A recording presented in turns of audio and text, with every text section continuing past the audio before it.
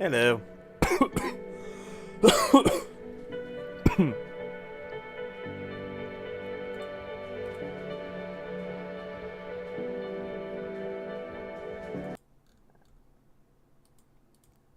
don't know if you're still here. It only says one viewer. I won't worry about it.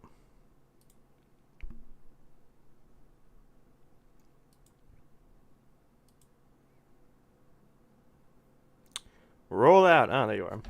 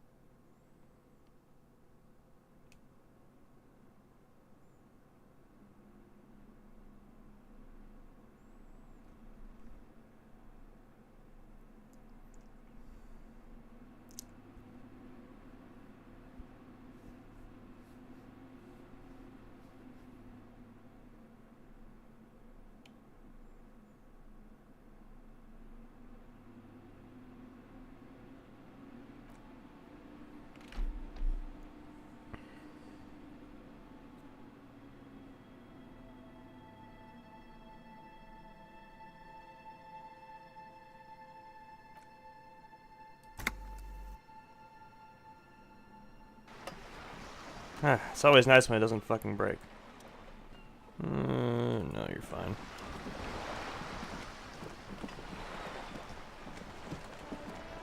First thing we're gonna do is go to the bookstore.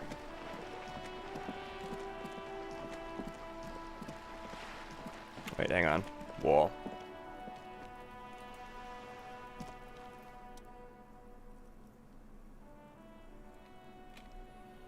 Okay, well, I got a positive modifier and it's still too low. So I don't know what that does. curious.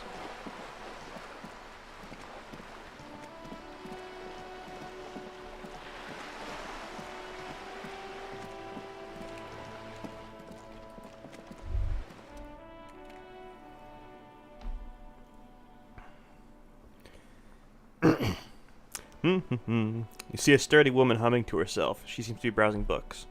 A good one? Yes, hello. She nods, her attention fully focused on reading. Who are you? Me? She looks up briefly. No, I'm just a working class woman. She doesn't really want to be disturbed that much. She's such a working class woman, why isn't she working? Shouldn't a working class woman be working? Not all the time. Right now I'm browsing books. She pauses. Even a working class woman needs something to read. I'm a policeman. I know you are. Everyone can see that. The rectangles. He points to his sleeve. Do you need the help of a policeman? What with? She tries hard to focus on the book stand. Maybe your husband's missing? My husband? No, he's not. Where could he be? I don't know, at home now? Out drinking with his friends? Working? Where is this going, officer? So what I'm hearing is you don't really know where your husband is. Yes, but she looks around and takes a deep breath, slightly annoyed. I don't really need to know where my husband is, not all the time. Wouldn't you like to? No, she looks you straight in the eye, her right foot is tapping nervously. I can totally help you find your missing husband. Why are we still talking about this? I haven't lost my husband. She has, though. The husband is totally lost. You should tell her that it's okay. It's okay. What? How far should I push this? It's alright to not know where your husband is. Nothing shameful in that. Say anything about shame. Stop talking down to me. She puts her foot down. My husband's not missing.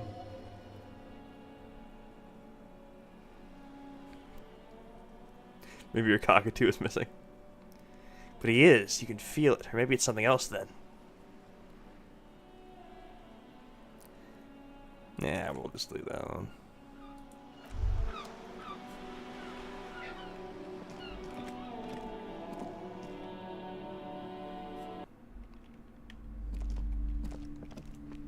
I did do that for a reason, don't worry.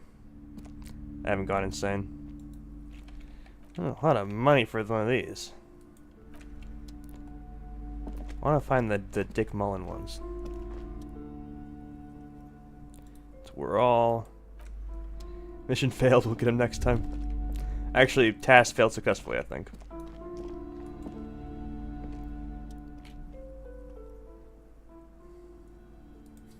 Now, actually, you know, I should probably... I can get a nice hat for if I pass this check. But I need to upgrade my composure. Okay, fuck.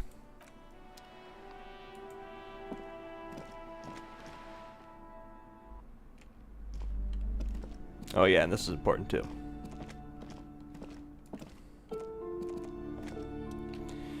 See a set of tattered curtains blocking the way to another room. A strange cage-like trinket dangles from the curtains.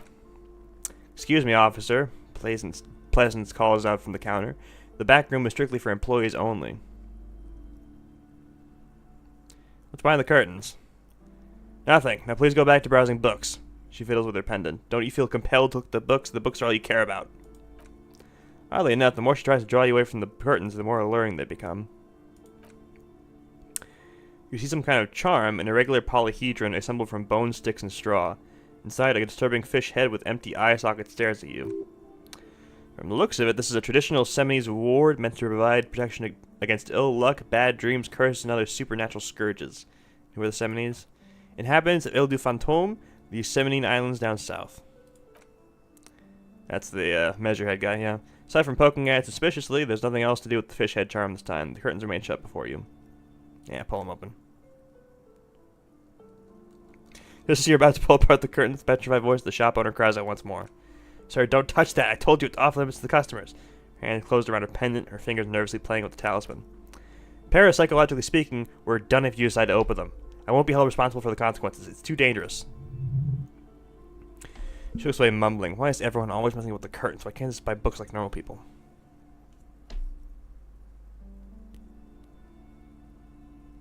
Man, this is different. I'm a police officer. I need to get in there. Why? It's not like anyone was killed in there. She stops abruptly as her hand flies over her mouth, baffled by her own bluntness. I'm sorry, I don't mean to be so impolite. Just please don't go in there. I can't allow that. You only make things worse and unleash the powers. The curtains do seem frail suddenly, not robust enough to contain a slippery darkness. But I sense this place calling for me. I must investigate beyond the threshold. You do? She grabs her pendant again, visibly shaken. My God, even more reason not to mess with the curtains. Just step away, dear sir. I don't care. You can't stop me. I'll open them. No! She raises her hand to try and stop you. Please just talk to me, officer. Come here and let's talk this through before you decide to do anything extreme. Lies. Rip them open, we say. There is something mysterious about the curtains. Be careful. We're actually going to ignore those just for now. I'd like to buy a book before I piss her off, really.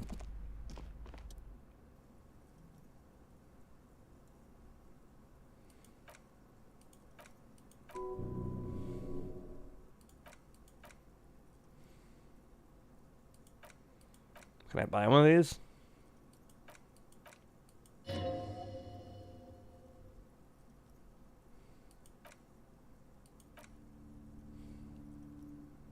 No, I can't buy them.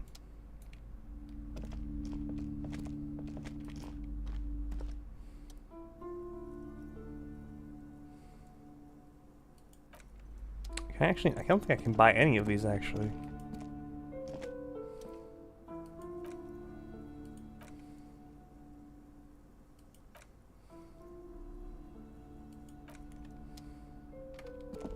That's weird. You can only buy these. Alright. Well. Buy that one. Not what I wanted to read today, but apparently I can't buy anything else. Well, except for the game, I guess. I'll have to look into that.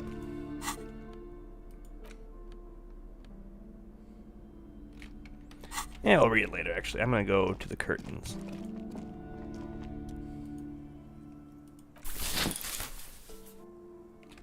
You see a dimly lit room full of dusty furniture and trash. A doorway stands in the back, covered in dozens of scary little semis wards.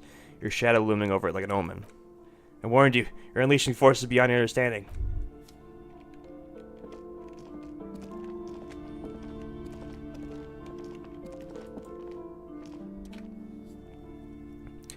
A heavy door with a missing handle stands before you, covered in dozens, if not hundreds of 70s trinkets and charms. It appears to be locked.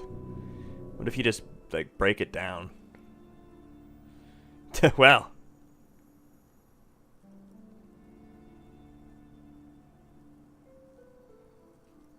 Hang on.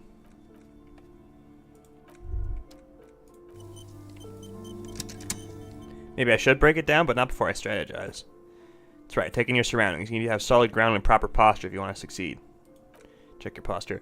Steady breathing, solid core, you've got this. With one shoulder forward, you're ready to smash in the door like a battering ram. The room is dimly lit and littered with old barbershop rubbish, but the path to the door is clear. We'll let the door. It's made of a solid block of wood. It has stood there for ages. The hinges are old and coated with a carmine layer of rust. It should be doable. Where did that go? No one is there. Alright, preparation complete. Let's do it! You didn't sign up for reading in this game? Oh, dang, and that was a good roll.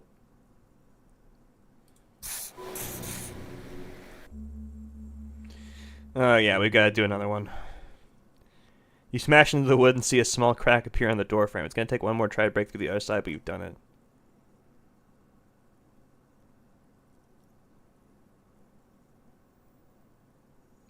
You're not thinking of trying again, are you?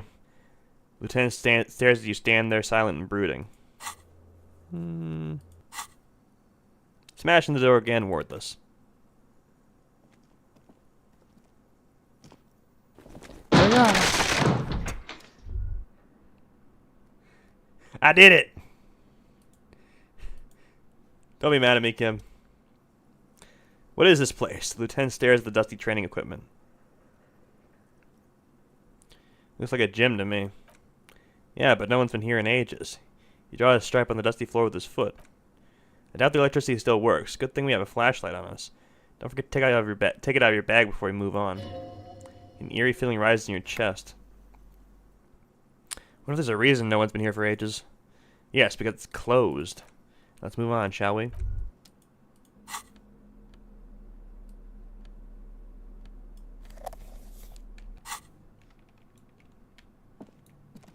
Ah, yes, we're gonna need this. For the boys. Replace their petanque ball that I threw in the sea.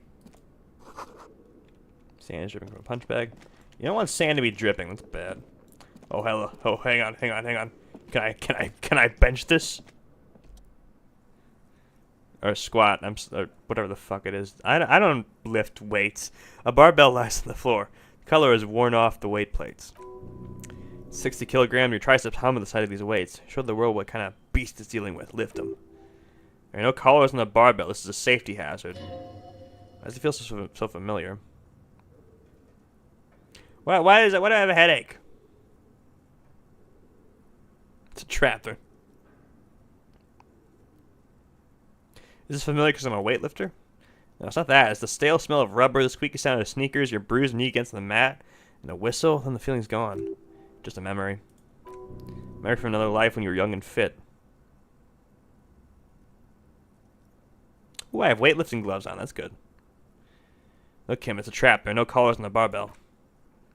You're right. The weights may fall off. Better not touch them. What kind of bastard would just remove the collars? It should be a felony. It would be a violation of EPIS safety regulations if the gym was still operating, but it isn't. No one's supposed to come here anymore. Oh, man. Why do I have a headache? Is it because I smashed myself into the door? And lift the barbell. Oh, we got it. Ready? Ready? Yep.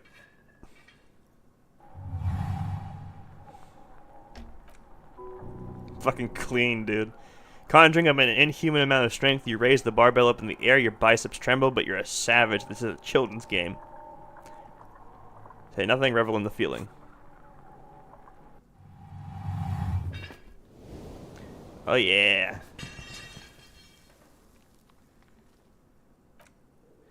A warm wave of accomplishment washes over your head as you drop the barbell to the floor. For a moment it feels like you're strong enough to succeed at anything you ever set your mind to. Hey, but you're still in a ghost house. What if someone heard this? What if they know you're here? Good technique, Lieutenant nods with approval.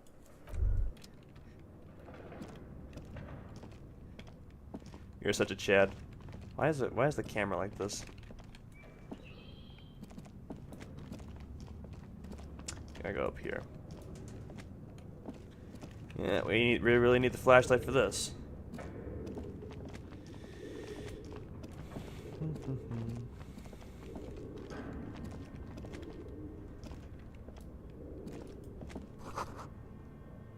Oh, I almost start using dark stuff mounted. I'm not gonna read these, I don't think, unless it's particularly interesting.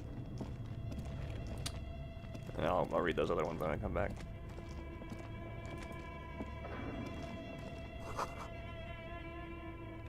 Airship rotors.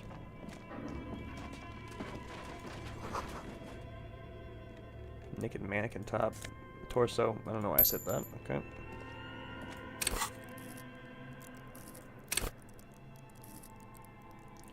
I'm gonna put one in visual calculus.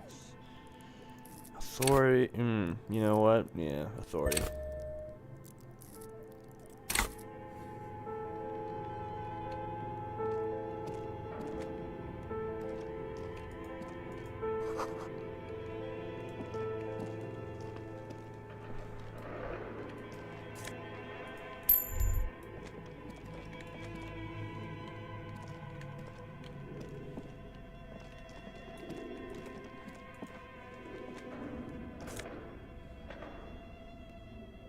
Whoa. What is this now? Cube-like crisscross of filaments feels oddly fragile in your hand. It's intricate structure covered in dust. Silver tape on the side of each production schedule. Note, the filament contains information that could use a radio computer. Oh.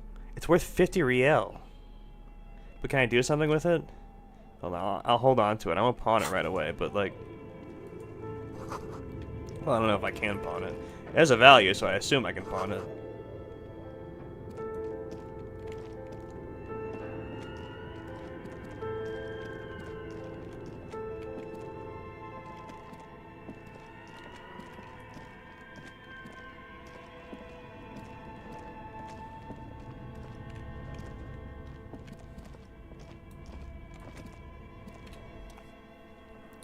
Project Dreadboard. Your flashlight slides over an old green chalkboard covered in scribbles, sketches, and schemes like some ancient cave mural. You can pawn your life if you have enough volition stat. That's not what volition is, I don't think. That's pain threshold. Pain threshold is the one that wants you to kill yourself. Volition just wants you to not be a screw-up. Some of the writing is faded with age, but you can still make out sections here and there. Photos and drawings have been pinned to the board. Inspect the drawings. These lithe, pointy-eared creatures appear to be different types of welkins. You make out autumnal candle welkins casting wax-based magic. Translucent welkins with organs shining under their skin, and even aether welkins hailing from the vast emptiness of sidereal space. You're selling your life for money, you're not dying. Selling your life for money, that sounds like dying with extra steps. Who are all these creatures? Fantasies of a tortured, feverish mind? One of the welkins, towering among the rest, appears to be different, however. Examine the welkin, this is important. It's Vara Hamira, a high welkin, his face white and scarred like cracked marble. This is clearly a welkin supremacist. The note says all non-welkin races will be purged. The holder, the dwarg, the humans, and even headless men, all of them purged. Imagine a world filled only with welkin. Green welkin, dread welkin, and the high welkin to rule them all. Those extra steps of your life not ending.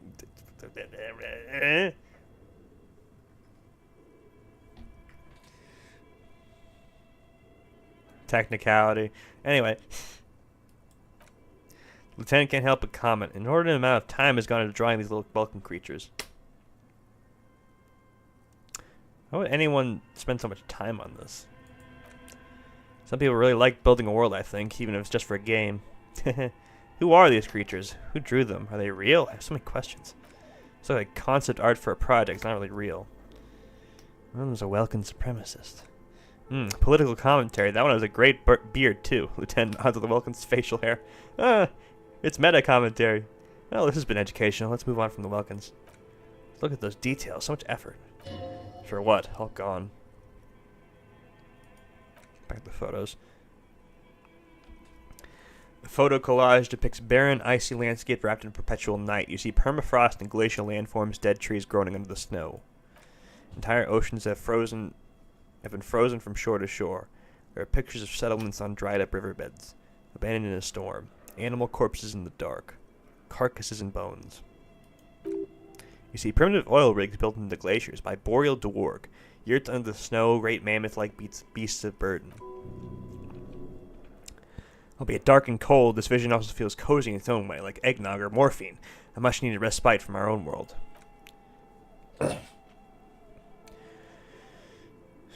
A pinned postcard reads, the heat death scenario. A desperate fight for geothermal energy engulfs the world as Wirral becomes untethered from its sun, drifting through the universe. Back to schedule. Oh, this must be the Wirral game from back in the bookstore. This is a monthly calendar from the year 50. Sorry. Cryptic words like sprint, daily minimi, and GPI span the marker-drawn grid, the grand scheme of production and money. Minimi stands for mini-meeting. It's part of a bigger framework for managing work called Run. Station 41 tried to implement it a few years ago, but it failed. Keep reading what happened. As time goes on, the numbers in the boxes grow rarer and rarer. The board becomes an empty snowfield in the final days. Only failure and regret dwell in this region. Looks like they didn't make it. The lieutenant looks at the frigid ice field of nothingness. A note in the bottom left corner of the chalkboard says, see the production schedule filament for details. Oh, that must be the thing we have. Where's the radio computer? That's what I want to know. Handwriting is only partly legible, but you can still make out the slogans, call in, tune out, we're all untethered, and heat death of the universe.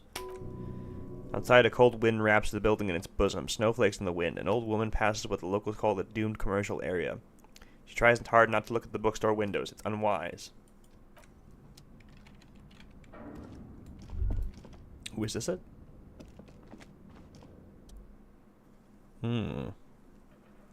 This appears to be some kind of machine with a cube-shaped heart and a wired framework. The keyboard has a rectangular on-off button. A piece of paper still hangs from the printer. A radio computer, yes. He says, a radio computer, says the lieutenant, watching you circle around the machine, just sitting here without anyone in sight. You sound surprised and a bit cautious. Think I should turn it on? We have one of these down at the station, but we never really learn how to use it. Turn it on. Machine lights up like some prehistoric animal stirring from its slumber, revealing fluorescent play and print keys on the keyboard. The hatch on the machine's central compartment is wide open. Look inside. It's empty like a beehive without its brood. Some cables have been left dangling disconnected. The filament you have would fit perfectly inside the compartment. Insert. Like a smooth drawer, the filament slides into place. On the keyboard, the play starts blinking. Play. Bar of fabric right above the keyboard starts producing a soft hum. The sound of static sweeps through the machine's planar magnetic driver. Oh no, it was already glowing and now it's also making a sound? It's probably some alien sea light technology. Static gets louder, slowly filling up the abandoned hall, until a voice speaks out, crackling and old, cutting into the air. Good morning, Fortress. Good morning, Fortress Action on Rue de Saint-Ghislain. This is Good morning, Fortress Action on Rue de Saint-Ghislain. This is Eastern Linear Repair Station 1. Please repeat, is this the production schedule?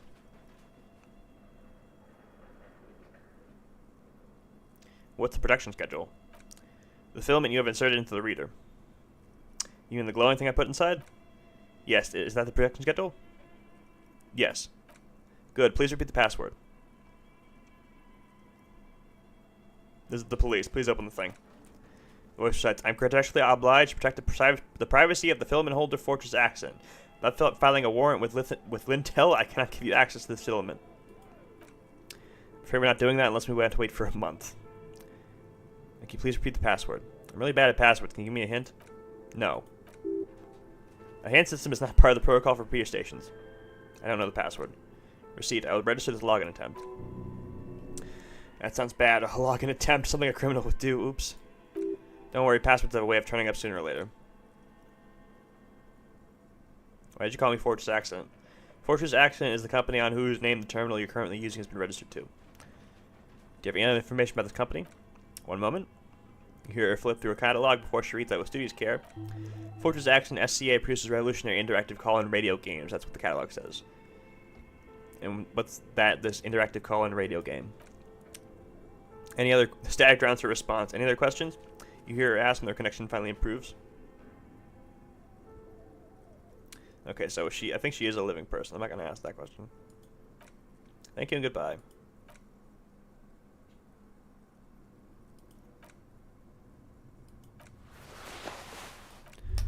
Alright, well, we'll figure that out later. I'm sure the password's on one of these things.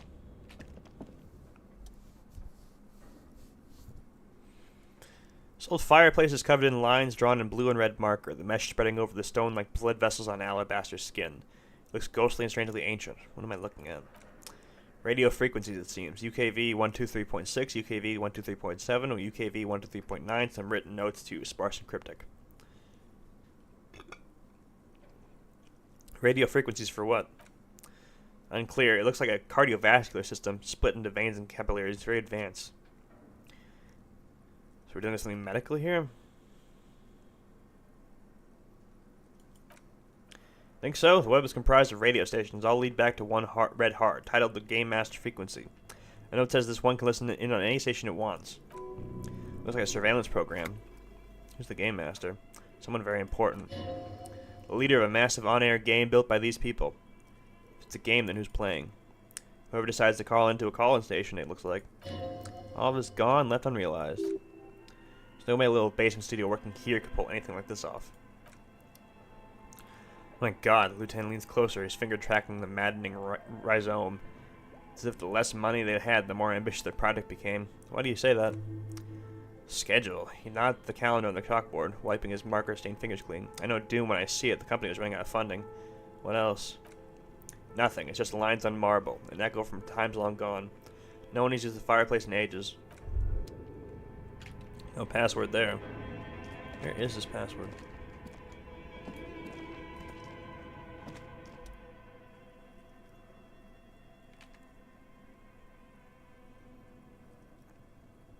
Okay, what do you think is going on with that computer, chalkboard, and fireplace? Just a failed business. The only question is, what the hell were they making? Yes, that is the question. The lieutenant takes a step back, steepling his hands. Looks like one of those popular pen and paper role-playing games. All these people were trying to automate it and make it work on radio computers. Utter madness, he thinks, as a compliment. How are they planning to do that? Through call-in stations, he's not at the fireplace. None of the players have to be physically present. Anyone in the world can participate in the game as long as they have a two-way radio. There's the game master frequency that listens in on the smaller call-in stations. I think that was supposed to be coordinating the stories. Functioning as a master of ceremonies of sorts. His fascination swept aside other concerns for the moment. He's a little hooked.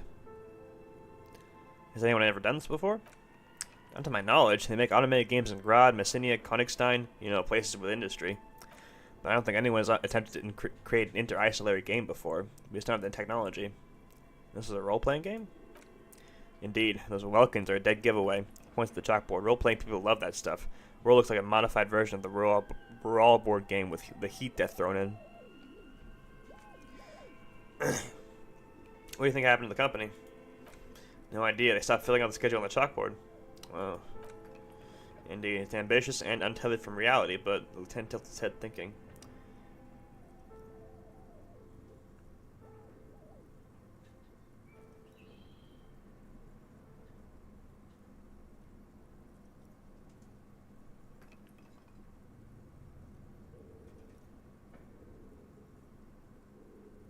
This is a play to cheat money out of their investors' pockets. I don't think so. I think they genuinely believed. Lieutenant looks around the derelict room. The pipes howl and a rat across the floor. Okay, let's keep moving.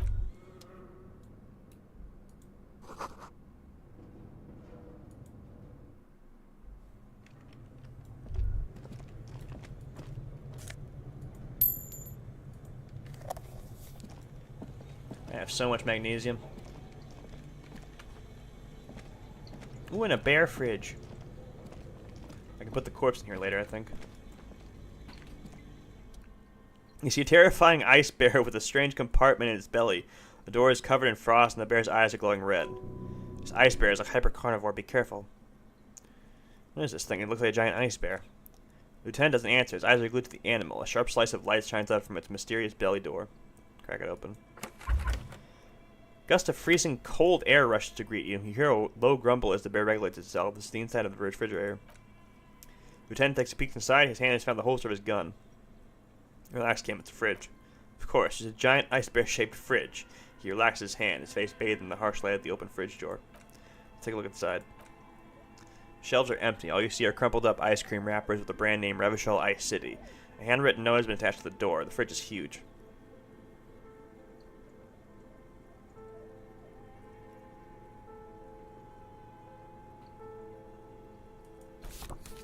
Pocket the note and the little fridge magnets keeping it on the door. Friendly cartoon bear smiles back at you from a glossy cellophane wrapper. It looks nothing like the fridge. What is a giant bear-shaped fridge doing in an abandoned cellar in the first place? Good question. It looks like an ice cream fridge. The lieutenant reaches one of the wrappers, studies it in the light. So they try to sell ice cream from this hyper-carnivore?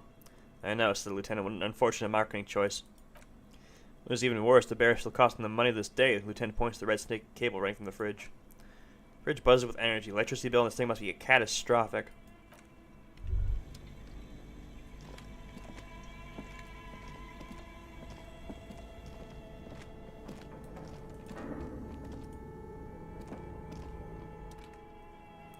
A thick layer of coal dust covers the furnace, coloring it pitch black. Looks like this furnace has a face and a face of agony. Come on, what is this thing? Is it a furnace? Looks like it. Looks like an old central furnace used to heat the building. It's connected to the chimney. He opens the door and gingerly peeks inside. No one has used it in ages. No signs of any recent fire, only dead rats. Look inside the furnace. It's dark and grimy here, and in the darkness you can hear chatter. It's coming from above. A voice or several voices talking to each other near the smoke chamber upstairs.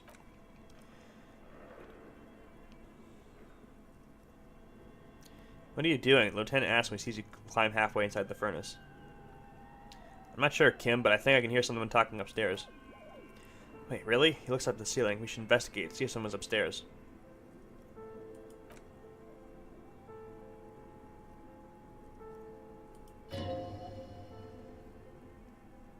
A lush layer of cold now covers your skin, sinking into the wrinkles. Your hands look ancient. You feel the spirit of Ramud Karzai, ancient hero of Grod, pulsing through you. All that's left is cover your face in war paint. Hadrumat Karzai, smear your cheeks black with coal. You 3 dangerous stripes appear in your cheeks, telling stories of your wild soul. What are you doing? I am the reincarnation of an ancient Ilmarian warrior. Please wipe your face, Queen Officer. Nah. These 3 stripes gave you strength in this dangerous realm. It would be foolish to remove them. We're exploring this dark place, and I need protection from the protection my war paint affords. And this protects you? It gives me confidence, and that's all that matters, Kim. Okay, sure, go ahead. He stubbornly looks away from you in the furnace.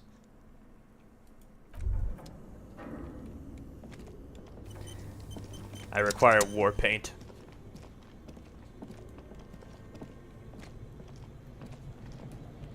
Actually, I should probably talk to him a little bit. I want to talk about you. Me? Yes, you. I don't see how my life is pertinent to the investigation. We'll work better together if we have more rapport. That's a fair point. Alright, for the good of the investigation, what do you want to know?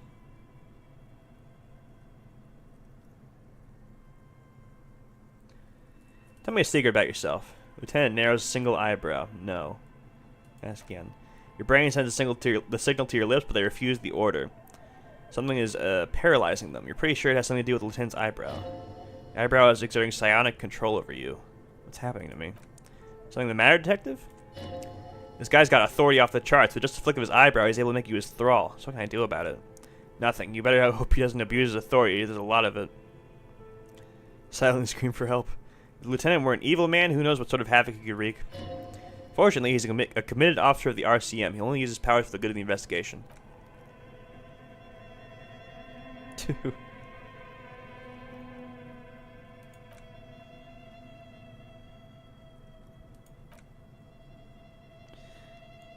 There's a way to get past that with an authority check, but I guess not. You ever talk with yourself? What do you mean? You know, when you're thinking. Do you ever have conversations with, like, your brain? I have no idea what you're talking about. It's how do you know, tap the side of your head. What, think? I do most of my work inside my notebook. Lieutenant produces a small blue notebook and idly thumbs through a few pages. That's where his conversations with himself take place. You're super lucid yet psychedelic. You don't need office supplies connected to your nervous system. You're special. Kim DLC, where it's just him writing shit down in his notebook instead of the skill checks. Yeah, that'd be funny. I think that's all I want to say.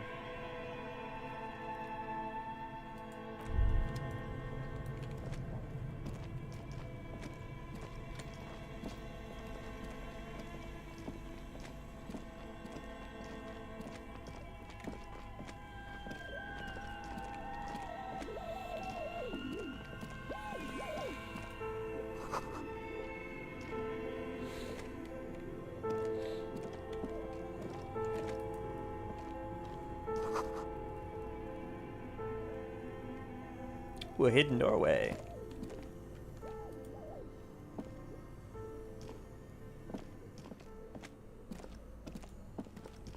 Navigate that shit, brother. Hole in the wall. A few bricks have fallen off, revealing a compartment behind the wall. It's too dark to see in. Where are we? Seems like an old bunker from the Revolutionary period. Look at all these rifles. He points up at the rifles into the ceiling. Must be an old weapons cache. There's a hole in the wall. There is, yes, and there also appears to be something inside the hole. Interesting. Do you want to take a look? Sure. Your hand reaches deep into darkness and spiderwebs rubbing around. You find rusty rifles hidden away. Rifles, Kim? Lieutenant steps closer, curious. Are these any good?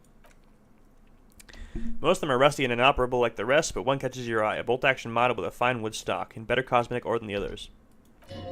Take it. You're a police officer. Police officers carry guns. This one looks nice. An old Belle McGray from the Revolution, the lieutenant notes with approval. His eyes are gleaming. Seems no longer to be functional, but it's still a beautiful thing in its own way. What does this mean, a rifle here? It means there's still firearms, albeit inoperable, still lying around Martinez. It's an interesting coincidence, I would say. It might come in useful in the future. He likes this find. We have a gun. Neat. I'll keep that, just in case.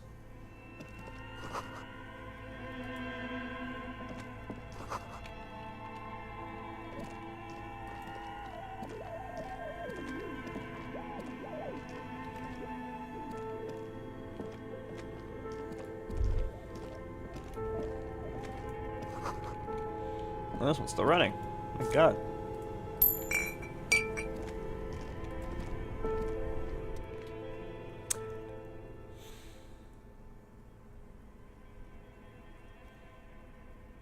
Two cables are plugged in the breaker box. The red one leads to the ice bear fridge, and the black one leads to the ice cream maker nearby. Unplug. I want to unplug the ice bear fridge right now. Why did you do that? I don't know why I unplugged it. I do things without any reason. Lieutenant raises his brows but doesn't say anything. The electric distribution board now has one cable missing. Okay, we can plug it back in if we want to. Can't interact with that though. That's sad.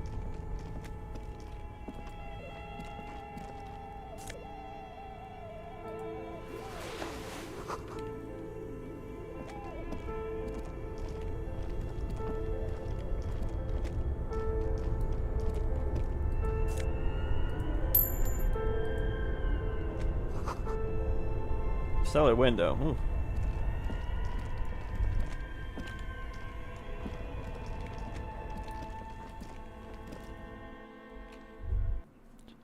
Oh, hey, look. We're back.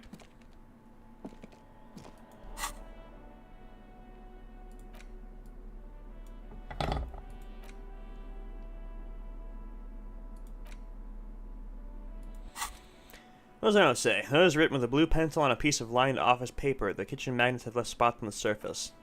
Does it say anything interesting? Lieutenant leans closer to read the crumpled note over your shoulder. It is tangential at best, but Lieutenant's detective instinct is still active. Read the note. Someone scribbled, S, I can't believe the offside copy is still here. The illiterate ginger kids keep stealing stuff from the studio, so I had to hide it somewhere safe. You'll find the filament memory with the offside copy in the frozen ice cream maker. Please take it home ASAP. It's important. I'd do it myself if I lived in a civilized place with a freezer. Take care. Stanislaw. Who wrote that note? Looks like someone from that radio game company upstairs. I'm a little surprised they left their property lighting here.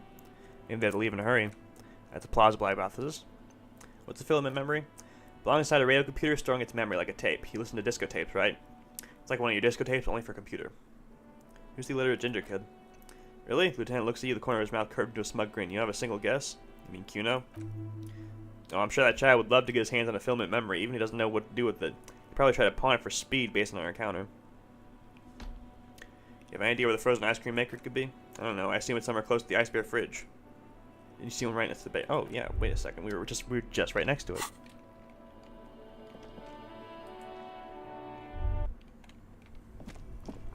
Oh, and now we can open it.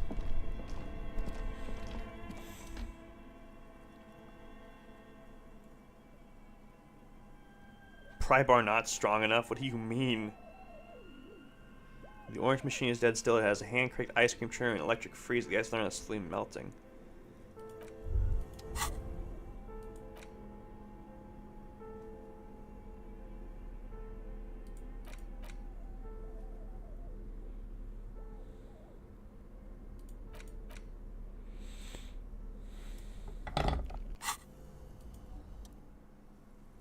Why do I have a -20 for pry bar not strong enough?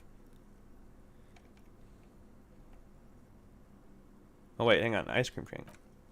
Turning the crank feels oddly satisfying, like stirring your childhood dreams. In the distance you hear water dripping. It's all gone now. You never become a poet or an entrepreneur. Okay, well that didn't do anything. It's better to assuage the creeping sense of failure than frozen fat and sugar. Can't. What the fuck?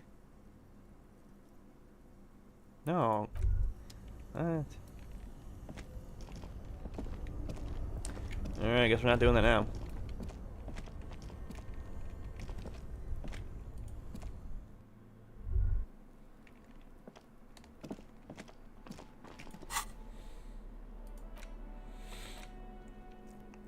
Let's read some literature. The frontispiece of this old paperback features a muscle man in chains kneeling before a salacious-looking woman on a regal seat. A bonfire lies between the throne and the man, casting shadows on the wall, and the shadow of the vixen's headdress looks like a pair of demonic horns. The edges of the pages are worn and smudged. A lot of people have read about the devil woman's altercations with the Heimdall man. Look at the back cover. Jacket copy proclaims a man from Heimdall returns his most exciting adventure yet. After crashing into a strange jungle, cannibalistic natives abduct his only surviving comrade, Noble Tyrbold. Before man from Heimdall can mount a rescue, he is ambushed by a tribe of female warriors and taken to the ancient citadel of Cloud City, where a mysterious and wicked queen is rules supreme. Will man from Heimdall be able to escape his dire situation and find his missing friend? Better flip through it. You open the book to a random page. Man from Heimdall, wielding his two Zweihanders, is carving through a sea of savages, his visage fixed in grim determination. His arms, whirling like windmills, are soaked with the blood of his enemies. Mangled corpses litter the battlefield.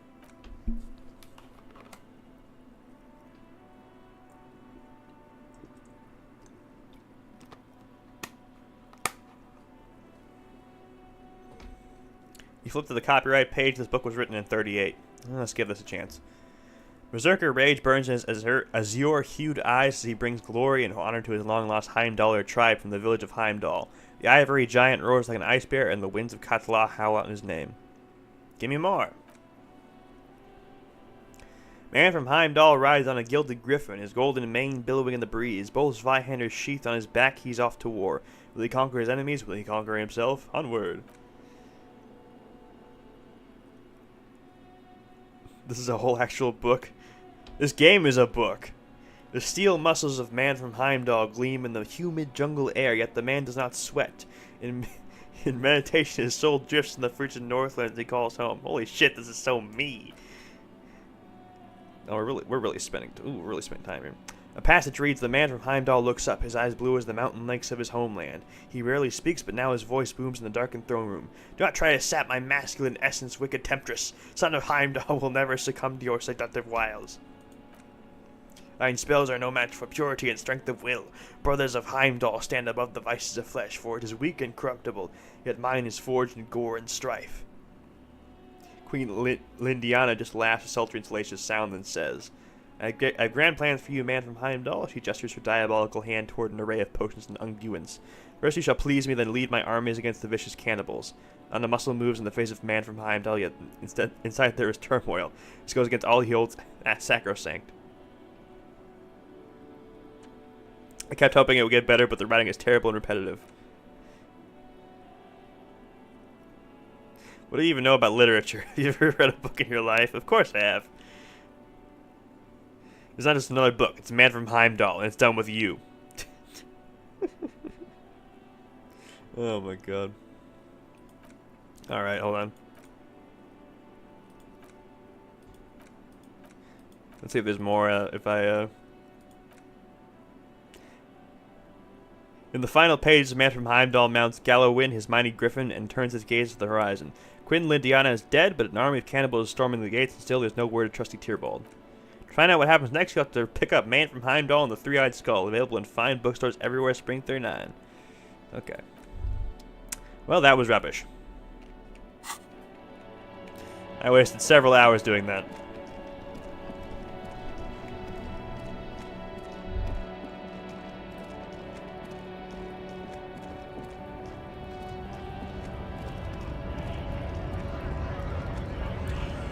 Hang on, I think I gotta ask you about the tattoos.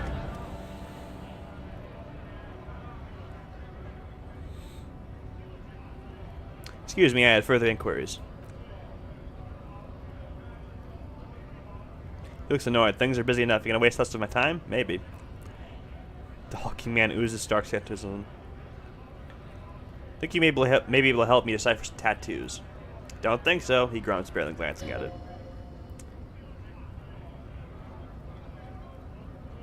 Suddenly this feels like a really, really bad idea.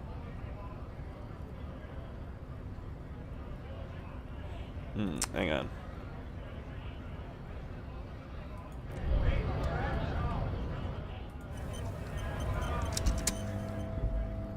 Oh shit! Oh! Oh no!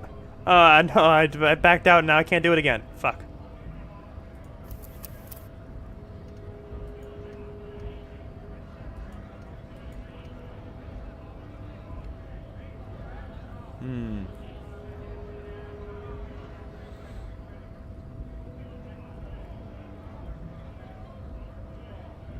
Yeah, I could just like, yeah. All I did was read the book, and that wasn't much. That wasn't much of value.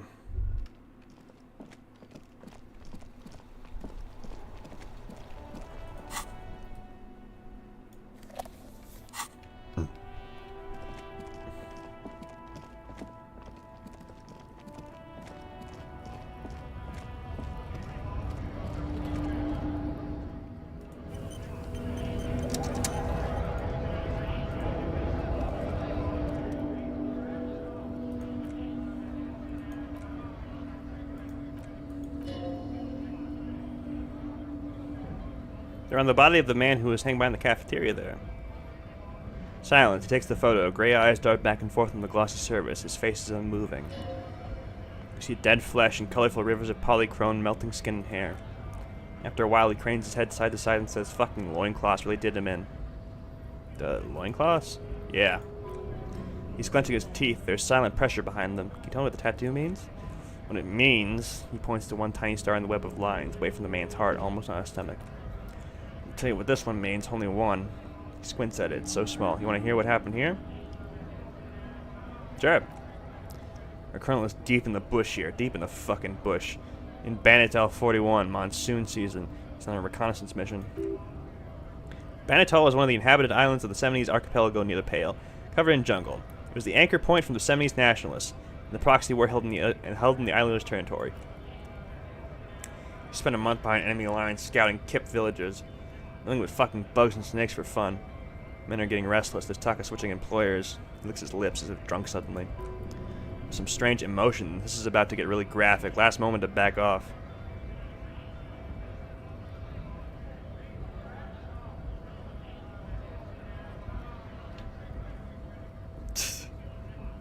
You know what?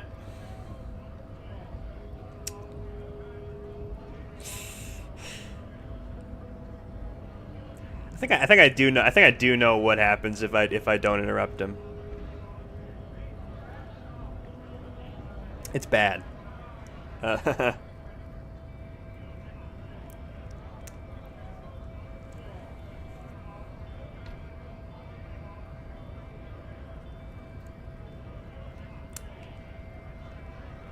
well, let's load my quick save if it's... You know what? No. No. Actually, no. Take the photo back. You knew him, right? What's the matter, militia man? No stomach for it? He looks at the photo in your hand and smiles. This man was worth 1,000 loincloths. We're done talking here. There's absolutely no need to push this any further. Alright, you know what? We'll stop being a fucking coward.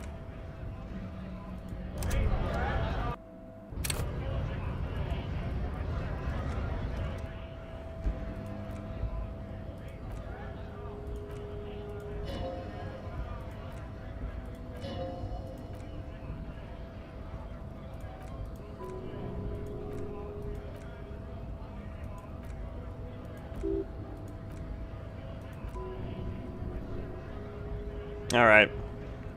I hope I don't regret this. Our boy, he's only a captain then, but he knows how these men think if they don't see action soon. His voice gets strangely quiet, a long, long way from right to work. His gaze pierces the paper.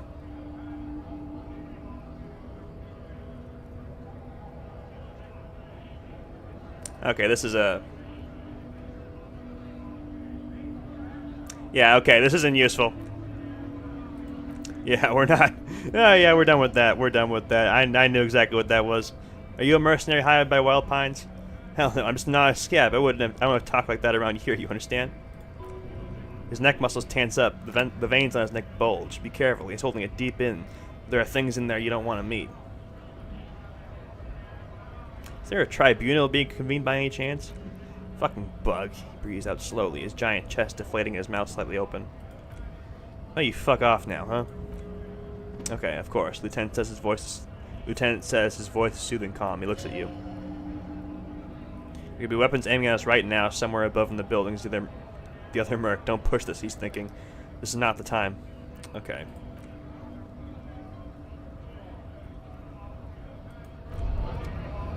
Yeah, we'll just leave that one alone. I wasn't sure exactly if that was the part. So I wanted to make sure. But yeah, that was the part. We're not going to listen to that.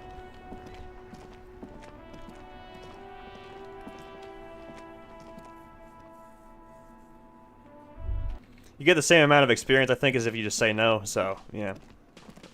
Let's do this now. Hold on, let me check the time first.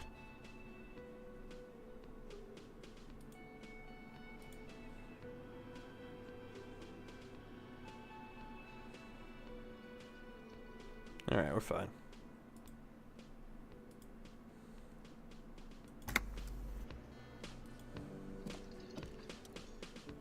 I hope you're still there.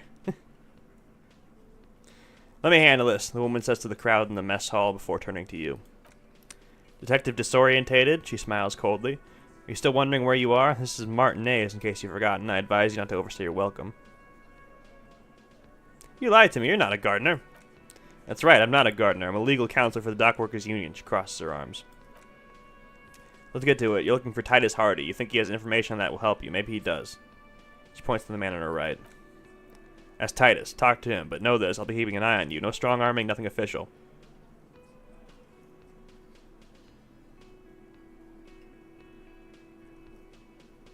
Oh, hi. The District of Martinez does not recognize your authority to make arrests. Doesn't matter if you recognize our authority. We'll make an arrest if we have to. She says nothing. Her glare speaks for her. Could this be the Miss Beaufort that Easy Leo mentioned? The one Mr. Everard said at the law school?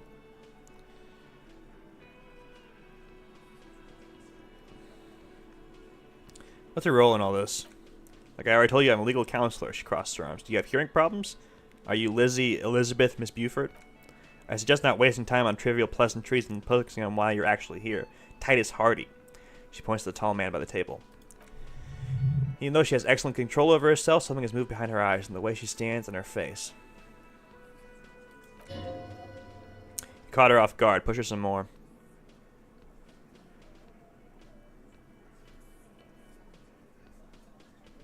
Easy Leo told me about you. He likes to talk a lot. You're not here to chat with the legal counsel. You're here to question these men. You set the pace on top of the conversations here. Establish that.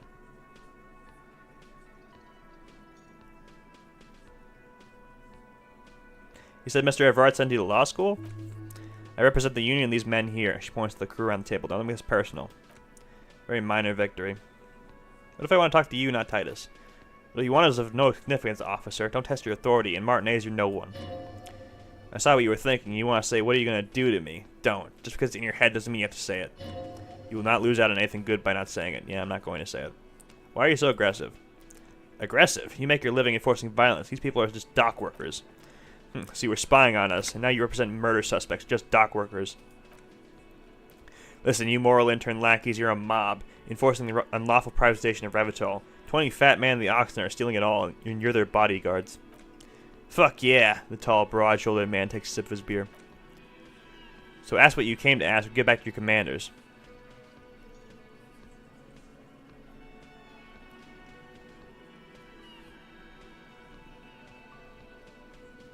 The privatization is not unlawful, it's cool and funny. Maybe you're just not historic individuals.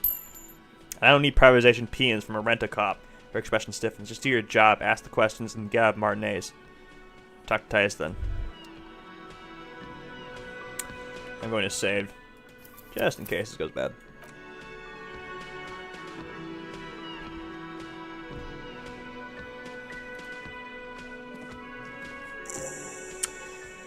This is where you say your bit. A broad-shouldered man points at you with a beer can. Detective. Lieutenant acknowledges you with a sharp... Detective. Lieutenant acknowledges you with a sharp no. He's leaving it to you.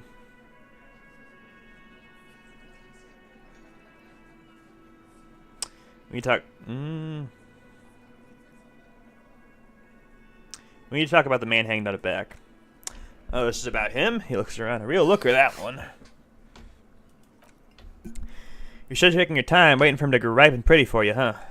Oh, he's a real pretty boy by now. Real hot stuff. Glenn nods along, letting out that pretty boy smell. Time to go to work in the shit factory. Easy, boys. These janitors have a hell of a job cut out for them. I mean, I wouldn't go in there for $1 million. He slaps his forehead. You might want to start asking your questions now. It's not going to get better than this. Scan the room. No. He points at himself. Eyes here. You got business with my boys, you got business with me. He understood what you were doing, taking inventory of them. Yeah, you fuck with the Hardy Boys, you fuck with Titus Hardy, shouts the scrawny, rat-faced man, 2 teeth missing in the front. Relax, Dennis, no one's fucking you yet, says the 40-something man from the corner with a plectrum hanging from his neck.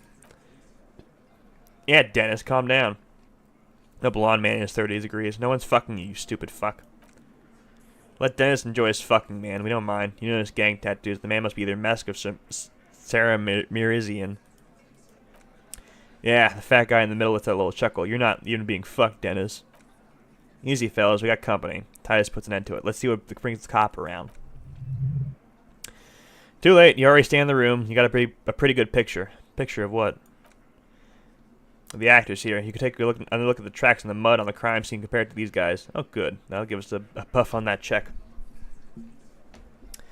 Man hanging in the backyard, did you do it? Pretty boy? He takes a sip from his can.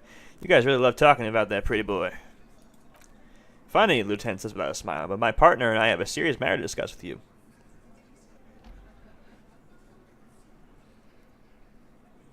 Why is there a container belt around the dead man's neck? Container belt like we use in the harbor? Yeah, why?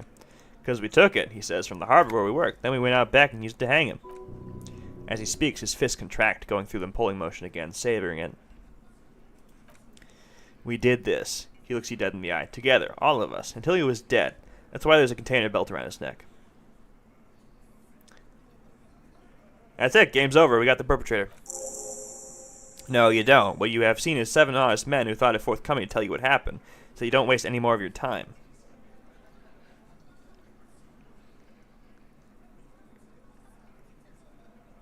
You murdered him just like that? No remorse?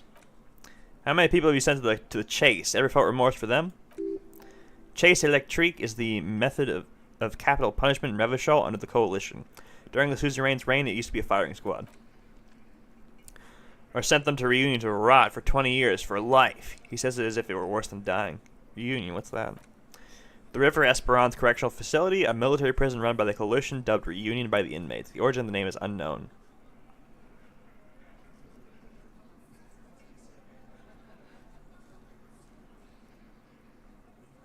What we do is different. We enforce the law. You just kill people like it's nothing.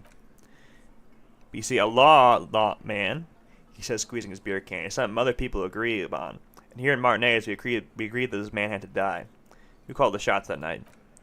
Are you deaf? There will be no singling anyone out. You can't arrest a Hardy Boy without arresting all Hardy Boys. You think you could do that? You think you could arrest them all? A shadow of a smirk passes her lips as you tilt her head. No, but seriously, who calls the shots around here? What do you fucking think it does?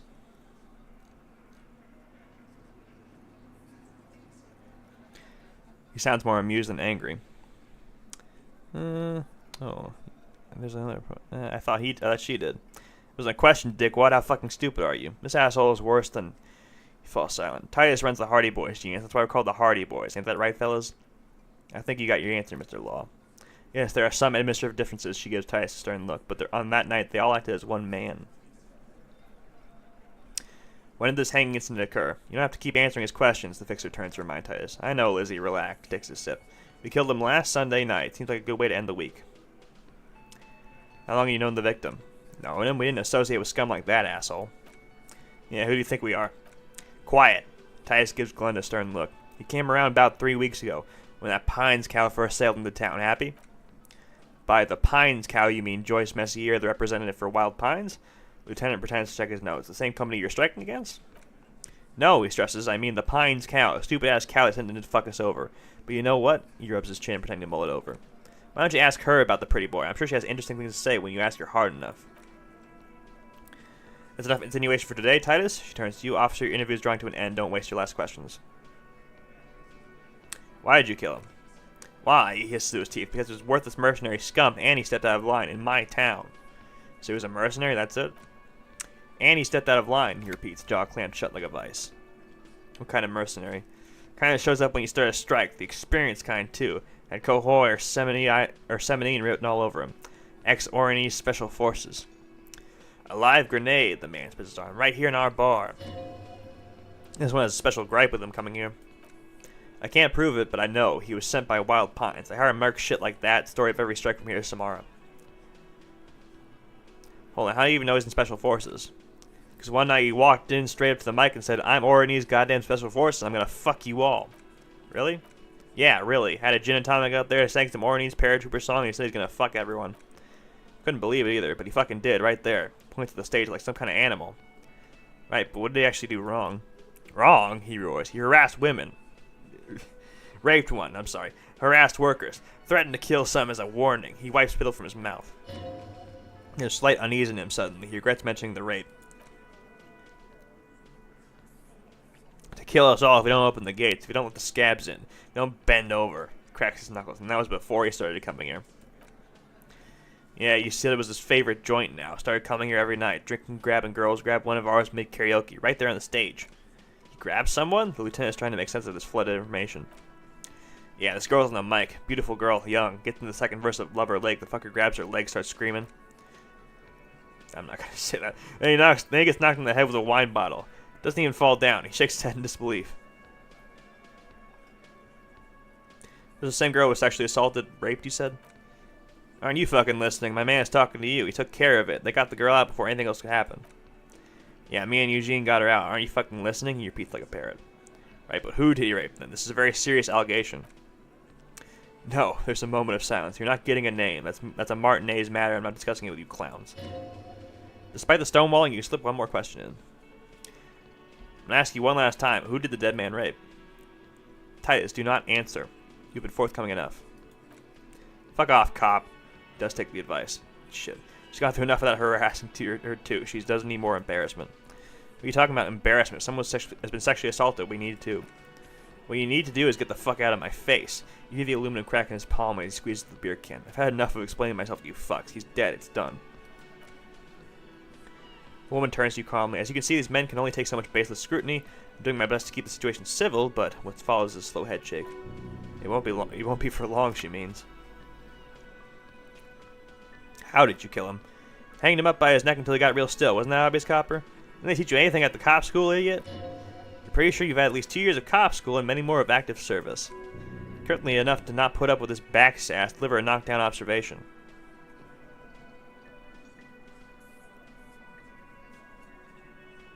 We need more. Did you muffle him? We haven't heard any reports of screams.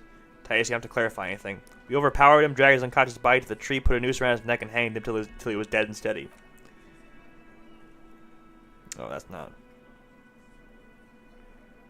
Then we left him for seagulls, maggots. The small man points at you, and you fucks.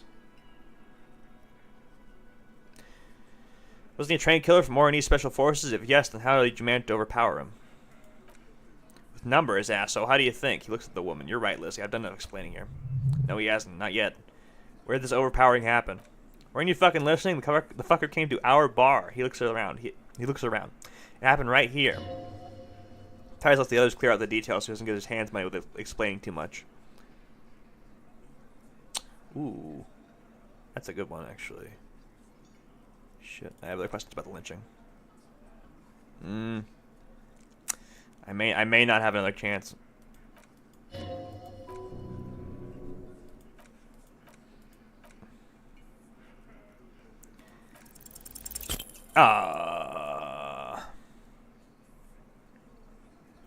Actually, they're admirably surprisingly composed, the entire room, given how many questions you've lobbed their way. All of them? Maybe one of them's fidgeting, cracking under the pressure? Well, this one, but he's always fidgeting, so don't get your hopes up. Shit. Actually, I can do this. Why don't I just arrest you? Yeah, lawman. He takes a step closer as well, fixing his ball cap. Why don't you? Not in the arresting mood. His mean little eyes come alive with hatred. A fearful readiness, like an electrical charge, raises hairs in the room. By your side, the lieutenant keeps his hand away from his holster. You hear the nylon of his coat hiss as he steps closer. Easy. Walk back from the provocation. They're armed, and they outnumber us. The lieutenant tries to establish eye contact with you. You confess to murder. I'm taking you in. Look, coppers. Titus opens up his vest, revealing a holstered firearm. I know you think you're doing your job here, but there are 7 of us and 2 of you. The bore is the size of your eye. I can almost see the stars.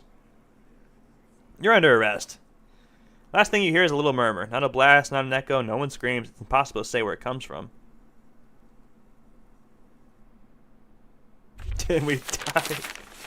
More dead cops. Sad news from the district of Martinez. The bodies of 2 police officers are found floating in the canal. It's believe the officers were pursuing a murder investigation but got caught in the dock restraint and were gunned down under unclear circumstances. Such needless loss of life is truly tragic, a local union leader, Evra Clare, commented on, and added that although the event is truly horrid, we can expect similar incidents to follow if right-wing vigilantes are allowed to run around uncontrolled and try to wiggle their way into well-organized neighborhoods.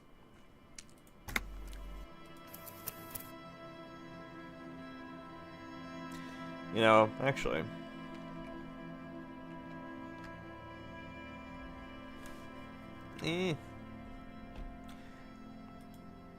my throat's busting up a little. I think we will end it here. That seems like a good note to end it on.